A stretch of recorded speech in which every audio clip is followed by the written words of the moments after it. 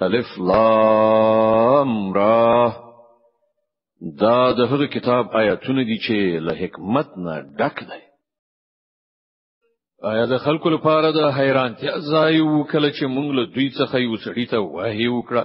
چې کافران ویره او هغه کسانو ته چې ایمان راوړی زیری ورکړه چې دوی ته د دوی د پروردګار په نزد داسې نیک اجر دی چې مخکې ورکړای شوی. کافران وویل چې بشکه دا سړی ښکارا کوډګر دی. حقیقت دا دی چې ستاسو رب هماغه خدای دی چې آسمانونه او ځمکه په شپږو ورځو کې پیدا کړل. بیا د خپل حکومت پر تخت باندې ځلاند شو او د کائناتو تنظیم چلوي. هیڅ څوک شفاعت یعنی سپارښت کوونکی نشته مګر دا چې د هغه اجازه ورسته شفاعت وکړي. همدا الله ستاسو رب دی. نو تاسو د همغه عبادت وکړئ. آیا نو تاسو به پوښ کړه نشي یعنی پن نه اخلي؟ د همغه لوري تاسو ټول ورګرځي دل دا د الله په خو وعده ده. بشکه پیدایښت همغه پیل کوي بیا به همغه دوهم ځل پیدا کړي. ترڅو کوم خلکو چې ایمان راوړای دی او ښه عملونه سرته رسولي دي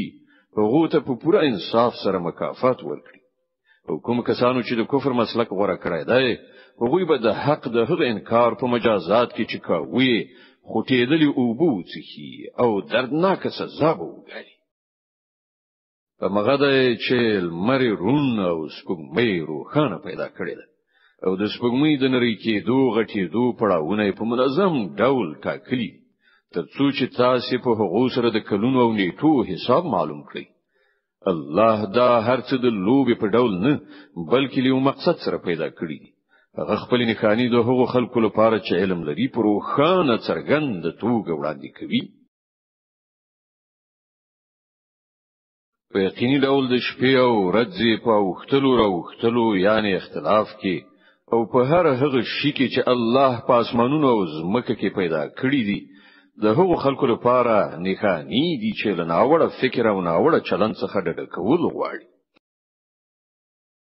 حقیقت دا دی کوم خلک چې له موږ سره د یو ځای کېدو هیلمن نه دي او د همدې دنیا په ژوندانه باندې خوښ او ډاډه شوي دي او هغه کسان چې زموږ له نښانو څخه غافل دي د هغو ورسته استوګن ځای به دوزخ وي. د هغو ناوړو چارو په بدله کې چې هغوی د خپل دغه ناوړه عقیده او غلط کړنلارې له مخې سرته رسولي. او دا هم حقیقت دی چې کوم کسانو چې ایمان راوړای دی یعنی هغه رښتینولۍ منلي دي چې په دې کتاب کې وړاندې کړی شوی دي او غوړه چارې سرته رسولي دي. هغوی به د هغو رب د هغو د ایمان له عمله پر سم لار وخوځوي. له نعمت څخه په ډکو جنتونو کې به د هغوی لاندې ویالي بهيږي. هلته به د هغوی ناری داوی چې پاکه ته ای خدایا. د هغوی دعا به داوی چې سلامتی دی وي او د هغوی هر وینا به په دې سره پای ته رسیږي چې ټول سنا ستاینه یوازې د الله رب العالمین لپاره ده. که چیرته الله له خلکو سره په ناوړه چاره کې هم دومره تلوار کولای لکه څنګه چې د دنیوي ښېګڼې په غوښتنه کې چټکي کوي نو د هغو د کړو فرصت په یو وخت پای ته رسول شوی. او زمونږ دا عادت نه ده ځکه خو مونږ هغو خلکو ته چې لمون سره د یو ځای کېدو هیله نه لري په سرغړونه کې د هغو د لالهند کې لپاره ورته فرصت ورکو. د انسان حال دا دی چې کله پر هغه باندې کوم سخت وخت راځي نو په ولاړې ناستې او ملاستې مونږ بلی او کله چې مونږ د هغه کړهو ایستکو نو دا سيزي ووزي چې ته به وای هغه هیڅ کله په خپل کومه بد ورځ کې مونږ له سره بللی نو په دې ډول له هدا تیری کوونکو لپاره د هغوی کړه وړه خایسته کړای شوی. اے خلکو مونږ له تاسو نه مخکې قومونه هلاک کړل کله چې هغوی د ظلم چلند غوړه کړ او د هغو پیغمبرانو هغو ته لخکاره څرګندونه خانو سره راغلل او هغوی له سره ایمان را نه و. په دې ډول موږ مجرمانو ته د هغو جرمونو بدله ورکوو. اوس له هغو نه وروسته موږ تاسو ته په ځمکه کې د هغوی ځای درکړای دی ترڅو وګورو چې تاسو څنګه عمل کوئ. کله چې دوی ته زموږ روخانه خبري اورول کیږي نو هغه خلک چې له موږ سره د یو ځای کېدو هیلمن نه دي وایي چې د دې پر ځای کوم بل قرآن راوړای یا په دې کې څه تعدیل راوړای. ای محمد دوی ته وایا زما دا کار نه دی چې خپل ځانه په دې کې څه تعدیل او ترمیم وکړم. زه خو صرف د هغه واهي پیرویم چې ماته لیږل کی. که زه د خپل رب له امر نه سر وغړوم نو زه د ډیره هیبتناکي ورځې څخه ویریږم. او وایا که د الله اراده هم دا وای نو ما به دا قرآن تاسو ته هیڅ کله نو اورولای او الله به تاسو ته د هغه خبر قدر هم نه وای درکړای. خنو ما خو لدینه مخکې تاسو په منځ کې یو عمر تیر کړای دی. آیا تاسو له پوهې نه کار نه اخلي؟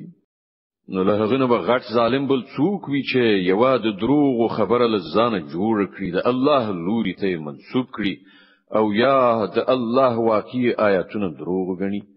دا باورې ده چې مجرمان هیڅ کله نشي بریالي کېدای. دا خلک له خدای پرته د هغه څه عبادت کوي چې نو ورته ګټه رسوي شي او نه تاوان وایي چې دا د الله په وړاندې زموږ سپارښتګر دي. ای محمد دوی ته وایا آیا تاسو الله له هغه خبرې نه خبروي چې پر هغه باندې هغه نه پاسمانو کې پوهیږي نه په ځمکه کې. هغه له هغه شرک نه چې دوی کوي پاک دی او لوړ او پورته دی.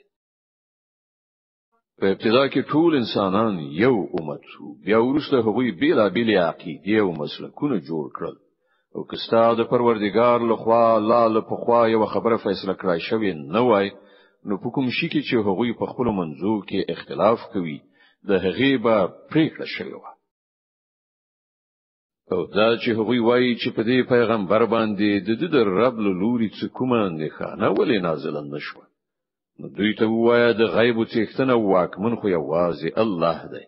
خدا سترګې په لار ووسی زه هم له تاسو سره منتظر یم. د خلکو دا حال دی چې له کړهو نو ورسته چې کله مونږ په هغو باندې د رحمت خوند وڅکو نو هغوی سم د لاسه زمونږ د نښانو په باب په دسیسو لاس پوري کوي.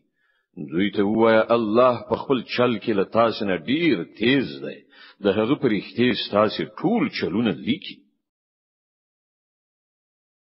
هماغه الله دی چې تاسو په وچه ولمده کې ګرځوي لکه چې کله تاسو په کشتیو کې پس پریدو په موافق باد سره خوشاله سوکاله سفر کوي او بیا په ناڅاپي ډول مخالف تون باد را والوزي او له هر خوانه څپې څپاند کیږي او مسافران انګيري چې په طوفان کې راګیر شو. په هغه وخت کې ټول خپل دین یوازې د الله لپاره خالص وي او داسې دعاګانې غواړي چې کته مونږ ته لدی بلا څخه نجات راکړ نو مونږ به شکر ویستونکي بندگان شو. خو هغه چې کله هغوی وژغوري نو بیا همغه خلک له حق څخه په انحراف کولو په ځمکه کې په سرکشي لاس پوري کوي. ای خلکو ستاسو دا سرکشي برعکس هم دا ستاسو په زیان تمام شوی ده. د دنیا څو ورځنی خوندونه دي وای اخلي بیا زموږ لوري ته ستاسو راګرځي دل دي. په هغه وخت کې به مونږ دروخیو چې تاسو څه کول. د دنیا د دغه ژوندانو مثال چې تاسو د هغه په نشه کې مست یې زموږ لنه قانون څخه غفلت کوي داسې دی لکه چې له اسمان نه مونږ اوبو ورولې نو د زمکه حاصلات چې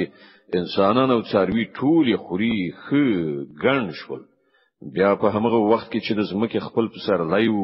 او کښتونه کلی خایسته پکې ولاړو او د هغې څښتنانو دا غنل چې اوس مونږ له دینه په ګټه اخیستلو قادر یو. په ناڅاپي ډول د شپې یا د ورځې زمونږ حکم راغی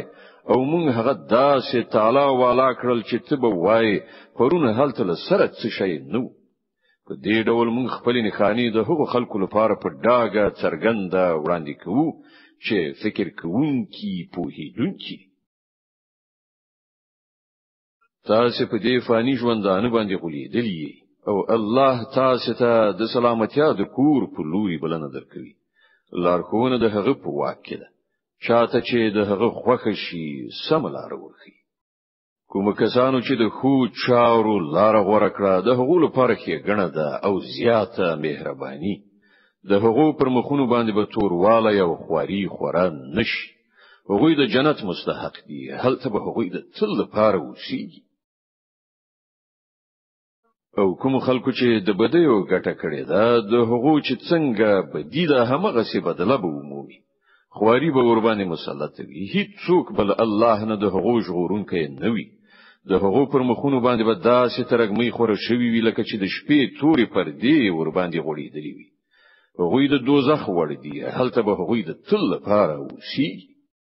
په کومه ورځ چې مونږ دوی ټول په یو ځای په خپل محکمه کې را پاتو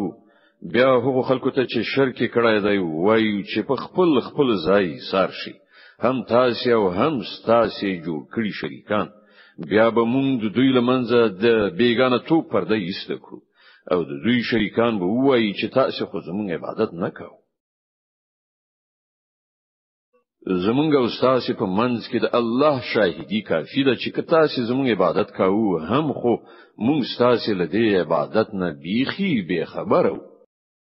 په هغه وخت کې به هر څوک د خپل کړو وړو خوند وڅکي ټول به د خپل حقيقي څښتن خواته ورګرځول شي او هغه ټول دروغ چې دوی جوړ کړی وو ورک وشي نو دوی نه پوښتنه وکړه څوک تاسو ته له اسمان او ځمکې نه روزي درکوي دا د اوریدو او لیدو قواوی د چا په واکې دي څوک ژوندای له مړی او مړی له ژوندي را باسي څوک د مخلوقاتو د دې نظم تدبیر کوي هغوی به ارومرو وایي چې الله وای نو تاسو د حقیقت پر خلاف تکولو نه ډډه نه کوي په دغه صفاتونو سره خو همدا الله ستاسو حقیقي رب دی نو له حق ورسته له گمراهی پرته نور څه پاتې شو خنو تاسو کومه خواته اړول کیږي ای پیغمبر وګوره په دغه سنا فرمانی غوړه کوونکو باندې ستاسو رب خبره ریښتینه شو چې هغوی به منونکي نشي له دوی نه پوښتنه وکړه ستاسو په انګیرل شو شریکانو کې څوک شته چې لومړی پیدا کول هم کړی وي او دوهم ځل پیدا کول هم وکړي وای هغه یوازې الله دی چې لومړی پیدا کول هم کوي او دوهم ځل هم نو تاسو دا په کومه چپل لار باندې خوځول کیږي له دوی نه پوښتنه وکړه تاسو په ګڼل شو شریکانو کې څوک داسې هم شته چې د حق لوري ته رهبري کوي وای هغه یوازې الله دی چې د حق لارښوونه کوي خنو وخی څوک چې د حق خواته لارښوونه کوي هغه د دې زیات وړ دی چې د هغه پیروي وشي یا هغه چې په خپل لار نه مومي مګر دا چې ورته لار وخودل شي خنو پر تاسو باندې څه شوی دي څنګه چپه فیصله کوي حقیقت دا دی چې دوی نه زیاتره خلک یوازې په انګیرنې او ګمان پسې روان دي په داسې حال کې چې ګمان د حق اړتیا یو بڅره هم نه پوره کوي چې دوی کوي الله ور باندې خو پوهیږي او دا قران هغه شی نه دی چې د الله له وحی او خوونه څخه پرته تصنیف کړی شي یعنی له الله پرته نور ته نسبت ورکړی شي بلکې دا خو د هغه څه چې په خوا راغلی او تصدیق او د الکتاب تفصیل دی په دې کې هیڅ شک نشته چې دا د کائناتو د حکم چلوونکي له لوري څخه دی آیا دوی وایي چې پیغمبر دا په خپل تصنیف کړی دی یعنی په دروغ خدای ته منسوب کړی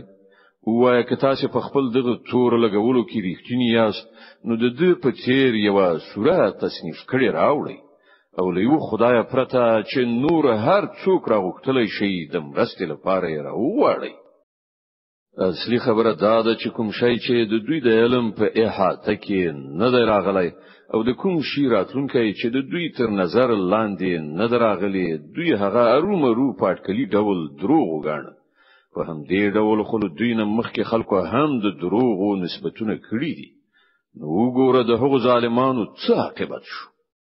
د دوی نه بځینې خلک په دې کتاب ایمان راوړي او ځینې به ران نه وړي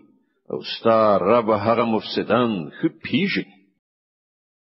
که دوی ته دروغجن ګڼي نو وایي چې زما عمل زما لپاره او ستاسو عمل ستاسو لپاره دی چې زه کوم د هغه مسؤلیت نه تاسو خلاصي او چې تاسو کوي د هغه مسؤلیت نه زه خلاص یم په دوی کې ډېر داسې خلک دي چې ستا خبرې اوري او آیا ته به کانو واوروي که هغوی په هیڅ باندې هم نه پوهیږي له دوی څخه زیاتره کسان دي چې تا ته ګوري خو آیا تړن دوی ته لار ښیي که هغوی هیڅ نه ویني حقیقت دا دی چې الله پر خلکو ظلم نه کوي، خلک په خپل پر خپل ځان ظلم کوي.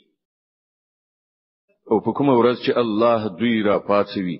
نو همغه د دنیا ژوند به دوی ته داسې ښکار شي چې ته به وایي دوی صرف پوره 1 ساعت په خپل منځو کې د پیژنګلوي د پاره زندګیدلی وو. په هغه وخت کې به په پلټنه ثابت کړای شي چې په واقع کې هغه کسان سخت له زیان سره مخامخ شول چې له الله سره یو ځای کېدلې دروغ وګڼل او هیڅ کله هغوی پر سم لار نه وو. او کوم ناوړه سرنوشت څخه چې مونږ هغوی ویرو د هغه یو برخه به مونږ ستا په ژوند کې دروخي یا بل هغه نه مخکې تا واخر. په هر حال د دوی راتګ زمون خواته دی او دوی چې څه کوي الله ور باندې شاهد دی. د هر امت لپاره یو پیغمبر دی، نو کله چې کوم امت ته د هغه پیغمبر راځي نو د هغه فیصله په پوره عدالت سره کیږي او پر هغه باندې به یو بڅره ظلم هم نکي. وای کستا سي دا اختار رښتیا ده نو دا به کله تر سره کیږي. وای زما په واکه د خپل ځان ګټه او زیان هم نشته. هر څه د الله په خوخي پورې اړه لري. د هر امت لپاره د مهلت یو موده ده. کله چې دا موده پوره کیږي نو پوره 1 ساعت مخکې والای او وروسته والای به هم نوي. دوی ته وای تاسو کله په دې غور کړی دی چې کله الله عذاب په ناڅاپي ډول د شپې یا د ورځې راشي نو تاسو څه کولای شئ؟ خنو دا کوم داسې شی دی چې د هغه لپاره مجرمان تلوار کوي؟ ایا کله چې هغه عذاب پر تاسو را پریوزي په همغه وخت کې به ومني اوس ځان ژغورل غواړي؟ په داسې حال کې چې تاسو په خپل د هغه د چټک راتلو غوښتنه کوله. بیا به ظالمانو ته ویل شي چې اوس د ابدي عذاب خوند وڅکي چې تاسو ګټئ د هغه مجازات نه پرته بل څه بدله تاسو ته درکول کېدای شي. بیا پوښتنه کوي آیا په واقعي ډول دا رښتیا دي چې ته وایې؟ و زما پر رب باندې قسم دا بیخي رښتیا دي او تاسو دومره زور نه لرئ چې د هغه د منستراتګ مخه ونیسئ. او له هر هغه چا سره چې ظلم کړای دی د زمکه د مخ شتمنی هم وي نو له هغه عذاب نه د ژغورل کېدو لپاره به په جریمه کې د هغې ورکولو ته حاضر شي. کله چې دا خلک هغه عذاب وګوري نو په زړه کې به پښیمانه شي خو د هغو په منځ کې به په پوره عدالت سره پریکړه وشي. هیڅ ظلم به پر هغو باندې نه وي. واوري په اسمانونو او زمکه کې چې هر څه دی د الله دی. واوري د الله وعده رښتیا ده خو زیاتره انسانان نه پوهیږي. هماغه ژوند بکی او هماغه مرګ ورکوي او د همغه په لوري ستاسو ټولو ورګرځیدل دي. ای خلکو تاسو د رب له لوري نصيحت راغلی دی. دا هغه شی دی چې د زړونو د ناروغیو شفا ده او د مؤمنانو لپاره هدایت او رحمت ده. ای پیغمبر وایي چې دا د الله فضل او د هغه مهرباني ده چې دا شی واسطه په دې باندې خو باید خلک خوشحالي وکړي. دا له ټولو هغو شیانو څخه ډیر غوره دی چې خلک یې راغونډوي. ای پیغمبر دوی ته وایي تاسو کله په دې کې فکر کړی دی چې کوم روزي چې الله تاسو ته راکوزه کړی و له هغه تاسو په خپل دین حرام او دین حلال وګرځول. له دوی نه پوښتنه وکړه الله تاسو ته د دې اجازه درکړې و او که تاسو پر الله باندې دروغ تړئ. کوم کسان چې پر الله باندې دا دروغ تړي د هغو څه ګمان دی چې د آخرت په ورځ به له هغو سره څه معامله وشي. الله خو پر خلکو باندې د مهرباني نظر لري او زیاتره انسانان داسې دي چې شکر نه باسي. ای پیغمبر ته چې په هر حالت کې ووسی او له قران نه چې هر څه اوري او ای خلکو تاسو هم چې څه کوي د هغو ټولو په دوران کې مونږ تاسو ګورو. هیڅ دیو به سری په اندازه شی په اسمان او زمکه کې داسې نشته نو وړوکه نه غټ چې ستاسو پروردگار له نظر پټوي او په یورو خان دفتر کې درج نه وي. واوري څوک چې د الله دوستان دي پر هغه باندې کومه ویره او کړهو نشته. ایمان راوړای دی د تقوا کړن لارې غوړه کړې ده. د دنیا او آخرت دواړو په ژوندانه کې د هغو لپاره زیری دی د الله خبرې نشي بدلیدلای همدا لوی بریالیتوب دی ای پیغمبره دا خلک چې په تا پوری کومي خبرې تړي هغه دې تاون نه زوروي عزت په تمامه معنا د خدای په واک کې دی او هغه هر څه اوري او په هر څه پوهیږي خبر اوسئ د اسمانونو اوسیدونکي وي که د ځمکې ټول د الله ملکیت دی او کوم کسان چې له الله څخه پرته له ځانه جوړ کړو شریکانو ته بلنه ورکوي هغه خالص د وهم او انګیرنې پیروان دي او محض اټکلونه کوي دماغ الله دی چې تاسو لپاره شپه پیدا کړې ده چې په هغه کې آرام وکړي او ورځ روښانه ګرځولې ده په دې کې د هغو خلکو لپاره نښانې دي چې په خلاص غوږونو د پیغمبر صلی الله علیه وسلم بلنه اوري خلکو ویل چې الله څوک زوی نیولای دی سبحان الله هغه خو بې نیاز دی په اسمانونو او ځمکه کې چې څه دي ټول د هغه ملکیت دی له تاسو سره د دې وینا لپاره دلیل څه دی آیا تاسو د الله په باب هغه خبرې کوي چې تاسو په علم کې نشته ای محمد وایي چې کوم خلک چې په الله باندې د دروغ او افتراء کوي هغه هیڅ کله بریالیتوب نشي موندلای د دنیا په څو ورځې ژوندانه کې د مزي چرچې وکړي بیا زمون لوري ته د هغو راګرځیدل دي بیا به موږ د هغه کفر په بدل کې چې هغه مرتکب کیږي پر هغه باندې د سخت عذاب خوند وڅکو دوی ته د نوح قصه واوروه د هغه وخت څخه چې کله هغه خپل قوم ته ویلی و چې ای زما قومه که تاسو په منځ کې زما اوسېدل او د الله د آیاتونو په بیا ورولو سره له غفلت نستاسي راوي خول ستاسو لپاره له زغم نه پورته شوي دي نو زما توکل پر الله باندې دی تاسو د خپل انګیرلو شریکانو په ملګرتیا سره یو پریکړه وکړئ او هر څه پلان چې تاسو په نظر کې وي پر هغه خو فکر غور وکړئ ترڅو چې د هغه کوم اړخ تاسو له نظر پټ پاتې نشي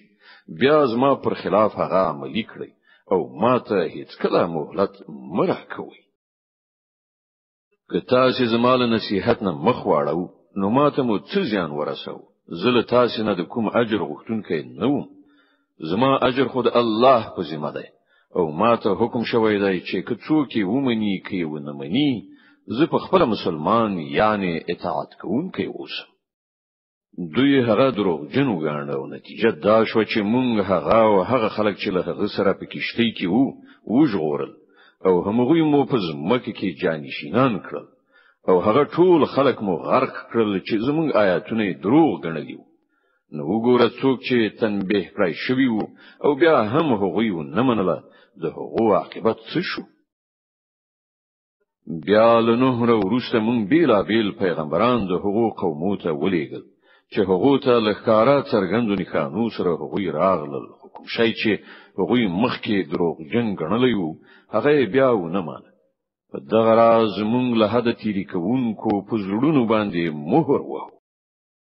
بیا له هغه وروسته مونږ موسی او هارون له خپل نښانو سره فرعون او د هغه سردارانو ته ولېږل خو هغوی د خپل لوی غرور وکړ او هغوی مجرمان نو کله چې له موږ څخه حق معجزه د هغو مخې ته راغله نو هغه ویل چې دا خو ښکارا کوډی دي موسی ویل تاسو حق معجزې ته دا وایي چې کله هغه تاسو مخې ته راغله آیا دا کوډی دي په داسې حال کې چې کوډګران بریالیتوب نشي موندلای هغه په جواب کې ویل آیا ته د دې لپاره راغلی چې موږ له هغه تګلارې نه راوړوي چې پر هغه باندې موږ خپل پلرونه نیکونه موندلي دي او په ځمکه کې ستاسو د دواړو ورونو لوی برقرار شي مونږ خو ستاسو د خبرې منونکي نه یو او فرعون خپل کسانو ته ویل چې د کوډو په فن کې هر ماهر ماته راولي کله چې کوډګران راغلل نو موسی هغه ته ویل تاسو چې د کوم شیانو غرزونکي یاست هغه وغورځوي نو کله چې هغه خپل منترونه واچول نو موسی ویل دا چې تاسو چولې دي دا کوډي الله هم دا اوس دا باطلوي د مفسدانو کار ته الله سمون نور بخي او الله په خپل فرمانونو سره حق کوي که د مجرمانو هغه هر څومره بدی شي. نو وګورئ چې موسی د هغه د قوم له څو تنو زلمیانو نه پرته نور چاو نه ما د فرعون له ویری او په خپل د خپل قوم د مشرانو له ویری څخه هغوی ویریدل چې فرعون به هغوی په عذاب کې اخته کړي. او واقعیت دا دی چې فرعون په ځمکه کې برلاسي درلودله او هغه له هغو خلکو څخه و چې په هیڅ پوله باندې نه تمیږي، یعنی له اسرافکارانو څخه و. موسی خپل قوم ته وویل چې ای خلکو، که تاسو پر اختیار سره پر الله باندې ایمان لرئ نو پر هغه توکل وکړئ که مسلمانان یې. هغه جواب ورکړ مونږ پر همغه الله باندې توکل وکړ. ای زمونږ ربه، مونږ د ظالمانو لپاره فتنه مګرځوه او په خپل رحمت سره مونږ ته له کافرانو څخه نجات راکړه.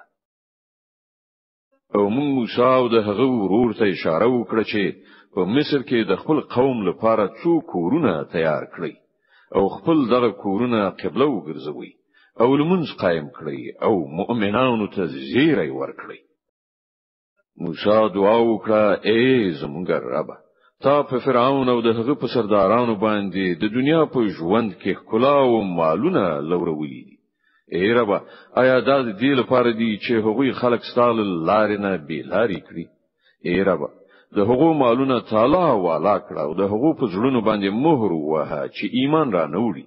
تر څو پورې چې دردناک عذاب نوي کتلی. الله تعالی په جواب کې وفرمایل ستاسو دواړو ورونو دعا قبول کړئ شو. ثابت قدم اوسئ او د هغو خلکو د کړنچاري پیروي هیڅ کله مکوئ چې علم نه لري. او مونږ بني اسرائیل له سمندر نه پوري وېستل. نو فرعون او د هغه لښکر د ظلم او تیری په غرض په هغوی پسې روان شو. ان تر دې چې کله فرعون په غرقې دو شو نو غږی وکړ ما ومنله چې له هغه ذات نه پرته بل حقيقي خدای نشته چې پر هغه باندې بني اسرائیلو ایمان راوړای دی او زه هم د اطاعت سر ټیټونکو یعنی مسلمانانو څخه یم. جواب ورکړ شو اوس ایمان راوړي په داسې حال کې چې لدینه لږ مخکې پورې خو دې نافرمانی کوله او له فساد راوړونکو څخه وي. اوس به نو مونږ یوازې ستاسو سو ژغورو تر څو لتانه ورسته زوزات لپاره د عبرت نښه وګرځي. که څه هم چې زیاتره انسانان داسې دي چې زمونږ له نښانو څخه غفلت کوي. مونږ بني اسرائیل ته ډیر ښه استوګنځای ورکړ او هغه ته مو د ژوند د ډیر ستر وسایل وروبخل. نو هغه په خپل منځو کې اختلاف نه کړ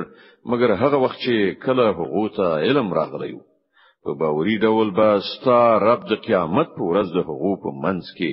د هغه شی فیصله وکړي چې په هغه کې هغه اختلاف کوي. اوس که ستاسو د هغه هدایت لپاره لګوندې شک هم وی چې مونږ پر تا باندې نازل کړای دی نو له هغو خلکو نه پوښتنه وکړه چې له پخوانه کتاب لولي. واقعي کې دا ستاسو د رب له لوري تا ته حق راغلی دی. له دې کبله تل شک کوونکو څخه مکیږي او په هغو خلکو کې مشاملېږي چې هغه د الله آیاتونه دروغ ګڼلي دي کنه نو له زیانکارانو څخه وي. حقیقت دا دی پر کوم خلکو باندې چې ستاسو د رب خبره ریښتینې شوې ده هغه هیڅ کله ایمان نه راوړي. د هغه مخې ته که هر نښانه راشي تر څو چې مخامخ درناک عذابونه ګوري. نو آیا داسې کوم مثال شته چې یوې سیمې د عذاب په لیدلو ایمان راوړی وي او د هغه ایمان د هغه لپاره ګټور ثابت شوی وي؟ د یونس له قوم نه پرته د هغه کوم مثال نشته. هغه قوم چې کله ایمان راوړی وو نو البته مونږ په دنیوي ژوندانه کې له هغه نه د رسوایی عذاب ایسته کړی او هغه ته مو تریوي مودي پوری له ژوندانه څخه د ګټې اخیستلو مهلت ورکړی. کستا د رب اراده دا وای چې په ځمکه کې د ټول مؤمنان او فرمان برداران وشي نو د ځمکې ټول اوسیدونکو به ایمان راوړای وای. نو آیا ته خلک مجبوروي چې ایمان راوړي؟ هیڅ کاک د الله له اذن نه پرته ایمان نشي راوړلای او هغه کسان چې له عقل نه کار نه اخلي الله پر هغه عذاب راولي. دوی ته وایا په ځمکه او اسمانونو کې چې څه دی هغه په غړېدلو سترګو وګوري او کوم خلک چې له سره ایمان راوړل نه غواړي د هغو لپاره نښانې او اختارونه څنګه ګټور کېدای شي اوس دوی له دینه پرته د بل څه شي انتظار باسي چې همغه بده ورځي وګوري چې له دوی نه مخکې تیر شو خلکو لیدلې دي دوی ته وایا خنو انتظار وباسي زه هم له تاسو سره منتظر یم بیا کله چې داسې وخت راځي نو مونږ خپل پیغمبرانو او هغو کسانو ته نجات ورکوو چې ایمان راوړی وي زمونږ همدا کړنلاره ده پر مونږ باندې دا حق دی چې مؤمنان وژغورو ای پیغمبره وایه چې ای خلکو که تاسو تر اوسه پورې زما د دین په باب په څه شک یاست نو واوري چې تاسو چې له الله نه پرته د کومو بندگی کوي زه د هغو بندگی نه کوم بلکې یوازې د هغو خدای بندگی کوم چې ستاسو مرګ د هغه په واک کې دی ما ته حکم شوی دی چې زه له ایمان راوړونکو څخه اوسم او ما ته ویل شوی دی چې ته یې خواته اوسه خپل ځان سم سیخ پر دغه دین قائم کړه او هیڅ کله له مشرکانو څخه مکیږه او له الله نه پرته کوم داسې هستی یعنی کوم شی مبل چې نه درته ګټه رسولای شي نه زیان کته داسې وکړي نو له ظالمانو نه به که الله تا په کوم مصیبت کې واچوي نو په خپل له هغه پرته بل څوک نشته چې دا مصیبت ایسته کړي او که هغه ست په باب د کومې کې غنی اراده وکړي نو د هغه د فضل مخاړون کې هم څوک نشته د هغه چې خپل بندگانو نه چاته خوښ شي خپل فضل ور باندې پیرزو کوي او هغه به خونکه او رحم کوونکه ده ای محمد صلی الله علیه وسلم وایي چې ای خلکو تاسو د رب لوري حق راغلی دی اوس چې څوک سم لار غوړه کړی د هغه سم حرکت د همغه لپاره ګټور دی او څوک چې گمراه پاتې شي د هغه گمراهی د همغه لپاره تباه کوونکی ده او زه پر تاسو باندې کوم څارندوی نه یم ای محمد صلی الله علیه وسلم وایي چې ای خلکو تاسو د رب لوري حق راغلی دی اوس چې څوک سم لار غوړه کړی د هغه سم حرکت د همغه لپاره ګټور دی او څوک چې گمراه پاتې شي د هغه گمراهی د همغه لپاره تباه کوونکی ده او زه پر تاسو باندې کوم څارندوی نه یم او ای پیغمبره ته د هغې لارښوونې پیروي کوه چې تا ته د وحی په وسیله لیږل کیږي او صبر وکړه تر څو چې الله فیصله وکړي او هغه ډیر ښه فیصله کوونکی دی